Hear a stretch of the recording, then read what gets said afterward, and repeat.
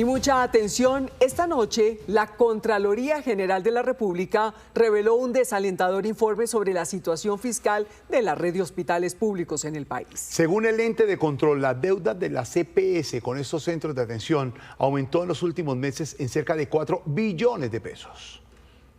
En solo 9 meses, la crisis financiera de los hospitales públicos del país se agudizó, pues la deuda de las EPS, principalmente de las intervenidas por el Estado con estos prestadores, aumentó un 30%, pasando de cerca de 12 billones de pesos a 16.28 billones de pesos. Según la Contraloría, las EPS con mayor deuda son Nueva EPS, Sabia Salud, Asmed Salud, Ensanar, Comparta. Persisten pagos parciales tardíos o inexistentes por parte de las EPS, incluyendo las intervenidas, frente a servicios financiados con la UPC, lo que demuestra que las medidas adoptadas por la Supersalud han sido insuficientes e ineficaces. Incluso los pagos se redujeron en mayor medida hacia los hospitales que prestan servicios de alta complejidad, lo que para la Contraloría pone en riesgo la sostenibilidad de esos prestadores. No tiene cómo volver a contratar especialistas. Tiene restringido el tema de insumos, medicamentos, y eso lleva a que le toque cancelar cirugías o incluso aplazar procedimientos. Aunque el giro directo, es decir, el pago sin intermediarios a los prestadores de servicios de salud, aumentó 27%, asegura la Contraloría que la mayoría de esos dineros se ha ido a la red privada, que concentra el 67.7% de los giros, y a los hospitales solo el 23.2%. La ADRE le confirmó a Noticias Caracol que la concentración es real, pero sobre el resto del informe de la Contraloría, al igual que la Supersalud, prefieren revisarlo a detalle para pronunciarse. Otra alerta de la Contraloría dice que a pesar de tener recursos para pagar servicios, la nueva EPS no lo hace, agravando la crisis y la situación de los usuarios. El órgano de control pudo verificar con la ADRES que existen recursos correspondientes a presupuestos máximos de la nueva EPS disponibles para ser girados a las IPS, cuya aplicación inmediata permitiría aliviar la situación financiera, especialmente los niveles de baja complejidad de la red pública. El estudio concluye un riesgo en el servicio de salud para usuarios de hospitales en más de 600 municipios del país.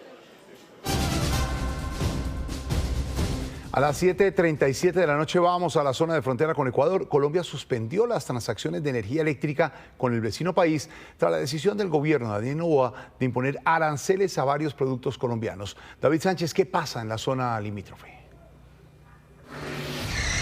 Jorge Alfredo y televidentes, ha sido un día tenso pero cargado de mucha actividad aquí en la zona de frontera. El paso de vehículos de carga se ha duplicado desde tempranas horas, desde que se empezó a conocer las noticias de las sanciones tanto del gobierno ecuatoriano como colombiano, pues los agentes aduaneros han incrementado su actividad buscando evacuar precisamente los productos que están en las diferentes bodegas. Pues hablamos y estos son parte de los efectos que hay aquí en la zona de frontera.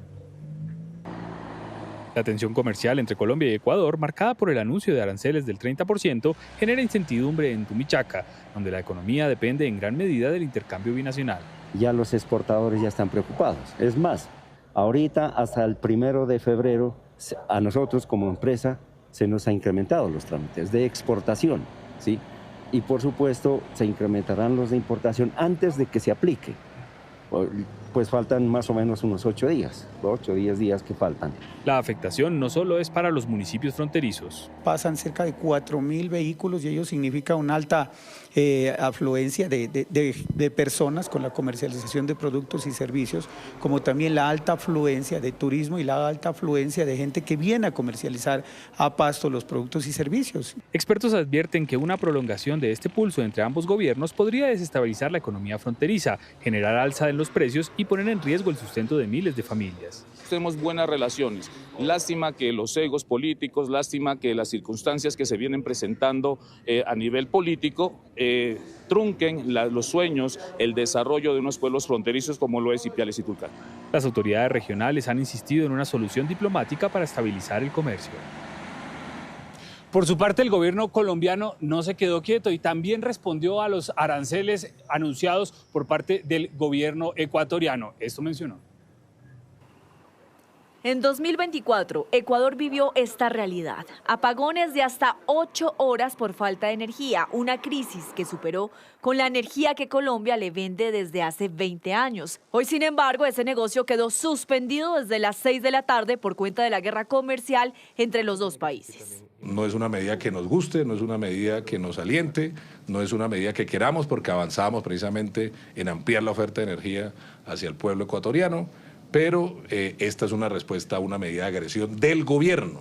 Sin embargo, en este trino, el presidente Gustavo Petro dio otra explicación para la medida. Asegura que es para garantizar el suministro energético en Colombia y que cuando esta sea suficiente en el mediano plazo, se levantará la restricción. Ante esta decisión, Ecuador respondió anunciando en este trino de la ministra de Energía, Inés Manzano, medidas contra el transporte de 11.000 barriles diarios de petróleo que transporta Colombia a través de uno de sus oleoductos, pero no precisó si incrementaría el valor del servicio o lo suspendería. Desde Ecuador, el exministro de Energía, Francisco Santos Alvite, dijo en Noticias Caracol en vivo que su país le compra hoy energía a Colombia para no afectar sus embalses y poder enfrentar una posible sequía a mediados de este año. Pero a partir de septiembre necesitamos, queramos o no, energía adicional. Y con el Perú no tenemos interconexión, la única alternativa es Colombia. En 2024, Colombia le vendió a Ecuador $318 millones de energía. Y la Policía Nacional confirmó que comienza la aspersión de cultivos de coca en Cauca. La operación se extenderá a otros 2 departamentos por cuenta de la alta cantidad de hectáreas sembradas con esta mata. Una de las cartas, firmada por altos oficiales de la Policía Antinarcóticos, la recibió el alcalde de Argelia Cauca, Osman Duan Huaca, el pasado 6 de enero de 2026. La carta tiene como objetivo informar a los alcaldes un asunto: el inicio de operaciones de aspersión terrestre, semestre 1, en el 2026. Luego, informa que las intervenciones se realizarán en el marco del programa de erradicación de cultivos ilícitos mediante aspersión terrestre, autorizado por la Autoridad Nacional de Licencias Ambientales, ANLA. En la carta, que también la recibió el alcalde de Patía, también en el Cauca, la información es precisa sobre el inicio de aspersión. A partir de enero del presente año, se tiene previsto dar inicio a las operaciones de intervención a cultivos ilícitos en esas 2 zonas del país. En la misiva, la Policía Antinarcóticos resalta que el Plan de Manejo Ambiental contempla 7 programas, entre ellos un plan de contingencias y un plan de abandono y restauración final, con el objetivo de prevenir, controlar y mitigar posibles afectaciones ambientales durante el desarrollo de las labores. Un alto oficial de la Policía Antinarcóticos le explicó a este noticiero que tras darse a conocer el plan de manejo ambiental entre los líderes comunitarios como parte del protocolo, se darán a conocer las fechas exactas en las que se arrancan las operaciones de aspersión de cultivos ilícitos en esas zonas del Cauca. En otras zonas del país, esa erradicación con aspersión terrestre comenzará este lunes. El director de la DEA, Terry Cole, estuvo de visita en Bogotá. El director de la DEA y el encargado de negocios de la Embajada en Colombia, John McNamara, sostuvieron reuniones este miércoles con la fiscal general Luz Adriana Camargo, con el director de la Policía General, William Rincón, y otros funcionarios para hablar de la lucha antinarcóticos y el fortalecimiento de la seguridad. La visita se produce en plena ofensiva de Estados Unidos en el Caribe y el Pacífico contra el tráfico de drogas, y a solo unos días del viaje del presidente Petro a Washington. Por otro lado, el nombramiento del nuevo ministro de la Igualdad desató críticas por una asonada en la que participó activamente el líder de la Guardia Indígena contra soldados del ejército en Cauca. El presidente Petro lo defendió. Ocurrió en el 2012 en el municipio de Toribío, en el Cauca. Las tropas adelantaban una operación militar cuando fueron rodeadas por cientos de indígenas, entre ellos Luis Alfredo Acosta, hoy recién nombrado ministro de la Igualdad. Tomó el liderazgo y la vocería de las comunidades y comenzó a increpar al sargento que comandaba el pelotón. No le da vergüenza estar disparándole a inocentes, no le da vergüenza estar defendiendo un territorio que no le pertenece. Los militares fueron arrastrados, empujados y golpeados. El ejército fue expulsado del territorio y luego se conoció esta foto tomada por AFP en la que se ve al sargento García llorando. Después dijo a los medios de comunicación que fueron lágrimas de honor. Más de 15 años después, el líder de la Guardia Indígena, Luis Alfredo Acosta, es nombrado ministro de la Igualdad y revivieron las críticas por sus agresiones a la fuerza pública, pero también por la falta de estudios universitarios que se requerirían para asumir el cargo público. El presidente Gustavo Petro lo defendió en su cuenta de X. Dijo que no se requiere esa experiencia ni vivir en ciertos sectores o tener cursos en universidades privadas para ser ministro de la Igualdad. Colombia decide 2026. Faltan en este momento 44 días, 12 horas, 14 minutos, 50 segundos para que se abran las urnas el próximo 8 de marzo, cuando decidiremos en manos de quiénes quedará el Congreso de la República y quiénes serán los candidatos presidenciales en las consultas interpartidistas.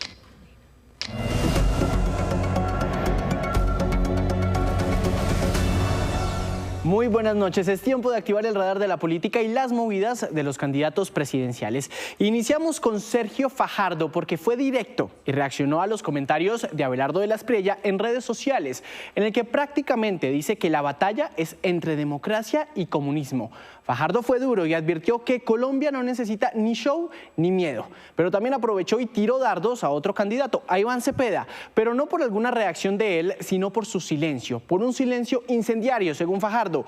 Dice que el silencio de Cepeda en campaña es cómplice con el caos total de este gobierno. Son las reacciones del candidato Sergio Fajardo. Vamos a pasar a otra orilla política, justamente porque adivinen quién se lanzó de un paracaídas. En la foto está David Luna. La idea se le ocurrió al equipo de campaña justamente del precandidato y la palabra lanzamiento de campaña se la tomaron muy en serio. Montaron a Luna en una avioneta, lo subieron a 10.000 pies de altura y allá arriba ya no hay vuelta atrás. Luna se lanzó, pero no solo, imprimió una camiseta con las fotos de sus compañeros de consulta y se fue con ellos. Y terminamos el radar con las movidas de la consulta del Pacto Amplio. Ahí están, por supuesto, Iván Cepeda por el Pacto Histórico, Roy Barreras por el Partido de la Fuerza y faltaba Camilo Romero por definir su aval. Pues hoy, el Partido del Trabajo le garantizó su cupo para inscribirse a las presidenciales y, por ende, a esta consulta. Hace falta ya revisar el estatus en el que se encuentra Daniel Quintero, si podrá inscribirse o no a estas consultas del 8 de marzo. Hasta aquí, el radar de la política. Feliz noche. Anoche el gobierno expidió un nuevo decreto atado a la emergencia económica que impone un nuevo impuesto a las generadoras de energía del 2,5% sobre las utilidades antes de impuestos para garantizar la operación de empresas que actualmente están intervenidas. Ya hay reacciones, dice ANDEC, que este decreto es confiscatorio y pone en riesgo la sostenibilidad del sector eléctrico. En más información, la Contraloría evaluó recientes endeudamientos del gobierno nacional y dice que cumplieron con la normativa legal. Sobre los 23 billones de pesos de diciembre, dice que no se trató de una nueva emisión de deuda. Sobre los 4.950 millones de dólares de enero, dice que sí se trató de un nuevo endeudamiento. En Estados Unidos, su economía tuvo un crecimiento durante el tercer trimestre del año pasado del 4,4%, la mejor cifra en 2 años. El dólar cayó. Mañana regirá una tasa representativa del mercado de 3.630 pesos con 33 centavos. El petróleo de referencia Brent también bajó, se ubica por debajo de los $65 por barril y cae el café. Precio de referencia para mañana, 2.500.000 pesos por carga en promedio. Continúe con Noticias Caracol. Una joven bogotana convirtió su pasión en una herramienta para que nuevos talentos encuentren un camino de oportunidades. Su fundación transforma la vida de jóvenes músicos en Colombia. Hola, mi nombre es Diana Castillo y esta es mi historia. Con la música como parte fundamental de su vida, Diana Castillo emprendió el camino de las buenas acciones con la creación de la Fundación Crearmonía, dedicada a transformar la vida de talentos jóvenes. Diana, ¿qué ha significado para usted ver crecer estos jóvenes en la música? Siento que en Colombia hay muchos jóvenes con muchísimos sueños y no es tan fácil a veces lograrlo. Diana, de alguna u otra manera, se refleja en cada uno de los niños para ayudar a cumplir sus sueños. Sus estudiantes son 7 jóvenes becados que reciben clases de violín y hacen parte de un ensamble musical.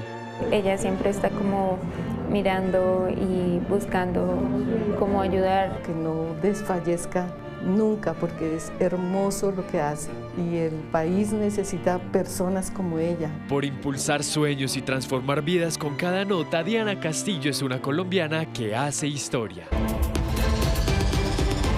Hola, en Noticias del Mundo hoy, en Estados Unidos, en Minnesota, hay indignación por esta imagen de un niño en manos de agentes de inmigración. El menor de 5 años quedó en poder de ICE en la entrada de su casa justo cuando regresaba del colegio. Según el Departamento de Seguridad Nacional, el niño no era el objetivo. El padre huyó cuando los agentes se acercaron y quedó abandonado. Las autoridades locales aseguran que el menor fue utilizado como carnada por los oficiales para detener al padre. Estados Unidos designó este jueves a Laura Dogu como la encargada de negocios de Estados Unidos en Venezuela. La diplomática que cumplirá su tarea desde Bogotá ha sido embajadora en Honduras y Nicaragua. El Departamento de Estado en una declaración dijo que la administración de Trump continúa trabajando para la estabilización de las relaciones con Venezuela como parte del plan que presentó ante el Congreso. Gran parte de Estados Unidos se prepara para el impacto de una poderosa tormenta invernal. Arrancará este viernes en Texas y avanzará rápidamente hacia la costa este, afectando incluso a las Carolinas, Washington y Boston. Más de 170 millones de personas están ubicadas a lo largo de los 3.200 kilómetros que recorrerá este fenómeno. Afectará a 35 estados de la Unión Americana. Andreina, gracias. Terminamos con las noticias internacionales. Nos vemos a las 11:30 de la noche en última edición. Ya viene Desafío Siglo XXI. Esto es Noticias Caracol, primero la gente. Buenas noches.